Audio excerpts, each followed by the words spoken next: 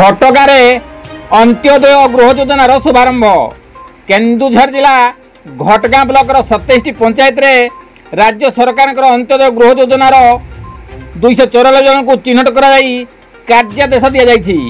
एही उपलक्षे घटगाँ mini stadium ठारे आयोजित सभारे मुख्य अतिथि भाव केन्दुझर सांसद अनंत चरण नायक, घटगाँ ब्लॉक प्रतिनिधि अक्षय कुमार पात्र, ब्लॉक अध्यक्षा गीतांजलि नायक, सम्मानित अतिथि एवं उपाध्यक्षा जदुमणि नायक, घटगाँ गोष्ठी स्वास्थ्य केन्द्र सुनामधन्य डाक्तर मुक्तिकांत नायक, घटगाँ ब्लॉक गोष्ठी उन्नयन अधिकारी खगेश्वर बराड़ प्रमुख वक्तव्य रखिथिले। घटगाँ ब्लॉक एबीडीओ चित्तरंजन नायक संयोजन आयोजित यह सभारे वीडियो कॉन्फ्रेंसिंग माध्यम कलाहांडीर भवानीपाटना ठारे मुख्यमंत्री मोहन चरण माझी राज्य स्तरीय बंटन उत्सवर विवरणी एवं प्रधानमंत्री नरेंद्र मोदी मन की बात कार्यक्रम आभासी माध्यम समस्ते शुणिथिले।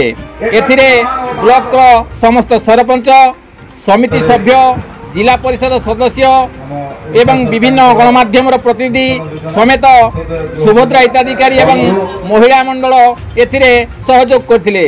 ता सहित ब्लॉक समस्त कर्मचारी यही सभा को साफल्यमंडित करिया पई उद्यम करथिले। Kavindra report K D मुजुड़िया।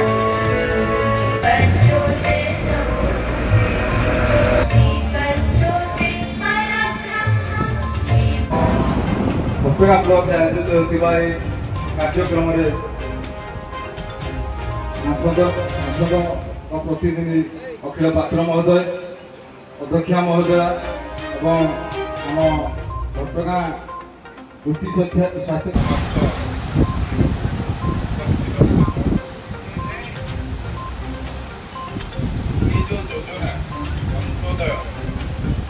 ओडिशा सरकार समाजर विभिन्न आय वर्गर परिवार मुंड पक्का छात पढ़ा आरंभ कर अंत्योदय